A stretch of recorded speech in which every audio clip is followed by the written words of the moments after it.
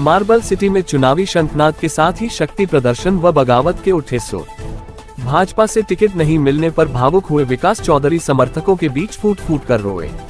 समर्थकों ने नारेबाजी कर विकास चौधरी का बढ़ाया हौसला, कहा हर सूरत में रहेंगे आपके साथ। विधानसभा चुनाव 2023 में भाजपा से घोषित प्रत्याशी भागीरथ चौधरी के नाम की घोषणा के बाद दिखे बगावती तेवर। 2018 में भाजपा से प्रत्याशी रहे विकास चौधरी की आवाज पर बड़ी संख्या में पहुंचे समर्थक प्रशंसक। भाजपा से टिकट नहीं मिलने पर जताए नाराजगी, ओछी राजनीति व धनबल से टिकट देने के लगे आरोप। शायराना अंदाज में बोले विकास चौधरी, उसूलों पर आंच आए तो टकराना जरूरी है, अगर हो तो जिंदा नजर आना जरूरी है। विकास चौधरी ने कहा, मेरी राजनीतिक हत्या करने की साजिश में नहीं होने दूंगा किसी को कामयाब।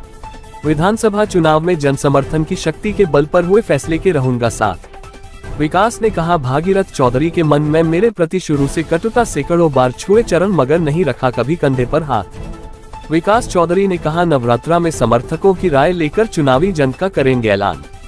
भाजपा के प्रत्याशी रहे विकास चौधरी के बगावती सुर देख राजनीतिक क्षेत्र में भी मची हलचल। बगावती सुर के बाद पार्टी कर सकती है डैमेज कंट्रोल। मेरे संकट मेरे साथ दो, तो आप सब परिवार वासियों को मैं प्रणाम करता हूं और मैं अपने आप को सौभाग्यशाली के साथ भी महसूस करता हूं कि जब ऐसे संकट में लोग छोड़ के चले जाते हैं। आप मेरे साथ कंधे से कंधे, और कल रात से ही जिस प्रकार से आपने जो आके मुझे प्रेम दिया, मैं यहाँ थाने में जयपुर था, मैं टेलीफोन सब लोगों का उठा नहीं पाया, लेकिन लगातार लोगों का फोन आ रहा था। साथियों, मैं 2008 में इस विचारधारा से पूर्ण रूप से जुड़ा। मैं 2005 में अखिल भारतीय विद्यार्थी परिषद से जुड़ा। आप सबके आशीर्वाद से अजमेर विश्वविद्यालय का अध्यक्ष बना। वहां खूब नौजवानों की मैंने सेवा की। 2013 में टिकट मांगा, पार्टी ने नहीं दिया। पार्टी ने जिसको टिकट दिया, हमने तन मन धन से उनके साथ रहे। 2018 में पार्टी ने मुझे बुलाया कि अभी वर्तमान में जो है वो चुनाव नहीं जीत पाएंगे, आपको चुनाव लड़ना पड़ेगा। मैंने कहा, जी आप एंड वक्त पे आपने बुलाया, ऐसा कैसे हो सकता है? लेकिन उनका आदेश था, मैंने माना। और जैसे मैं टिकट लेके आया, सबसे पहले इन्हीं महोदय ने अपने 10, 20, 50 लोगों को जयपुर बीजेपी कार्यालय में भेज के सब लोगों से इस्तीफा दिलवा दिया, जो आप सब लोग जानते हैं। हेलो। वो और उनका बेटा किस प्रकार से लोगों को भ्रमित करते हैं, आप और मुझसे ये बात छिपी हुई नहीं है।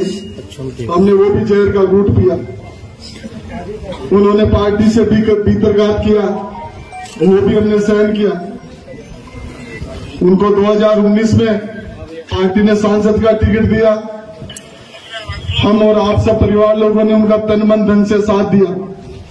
2003 में उनको वोट दिया, 2008 में वोट दिया, 13 में वोट दिया, 19 में वोट दिया। मैं आप सब लोगों को कहना चाहता हूं, मैं 18 से 2023 के बीच में उनसे 2000 बार मिला होगा, और एक ऐसा दिन नहीं रहा कि मैंने उनके पांव नहीं छुए। लेकिन उस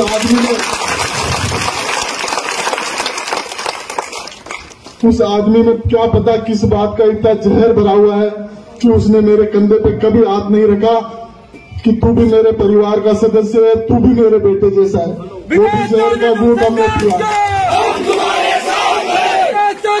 वो मेरे गुरुजी साहब लाल जाट के भी विरोधी रहे, वो भी उनको कभी नहीं सुहाते थे। साहब लाल जी ने भी गांव गरीब की सेवा की, वो भी इनको कभी नहीं सुहाते थे। इनको 20 साल 30 साल तक राजनीति करते हुए हो गए, और आज ये सोची समझी चाल से मेरी राजनीतिक हत्या इन्होंने की है। साथियों, मैं आप लोगों से पूछना चाहता हूं, आप मेरे परिवार के सदस्य हो, क्या मैंने 5 साल में ईमानदारी से मेहनत नहीं की?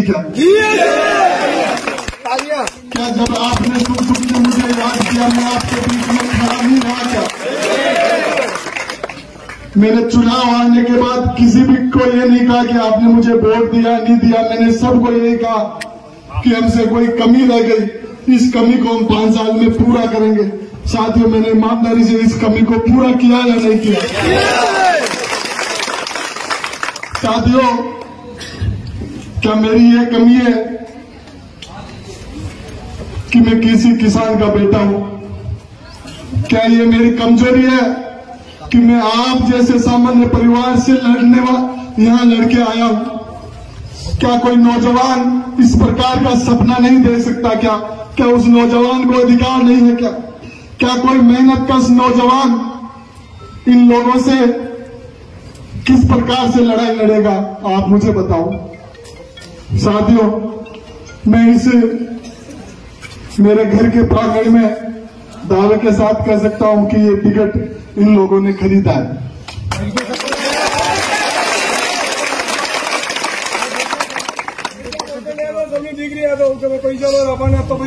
और आपको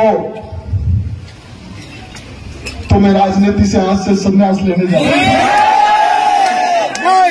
साथियों, मैंने ईमानदारी से काम किया है। मैंने मेरे घर परिवार को छोड़ा है। मैंने मेरा व्यापार खत्म कर दिया।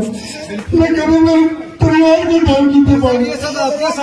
हम आपके साथ हैं। मैं नौकरी कर सकता था, मैंने सब कुछ त्याग दिया और आज इन लोगों ने मेरे साथ न्याय किया। क्या आप बताओ ईमानदारी से?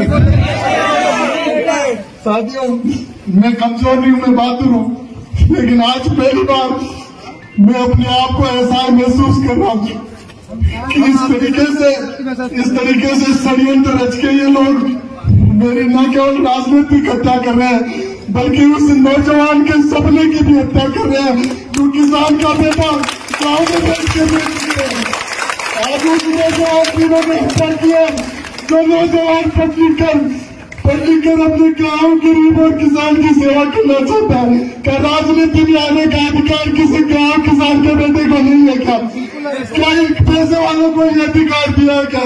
साथियों,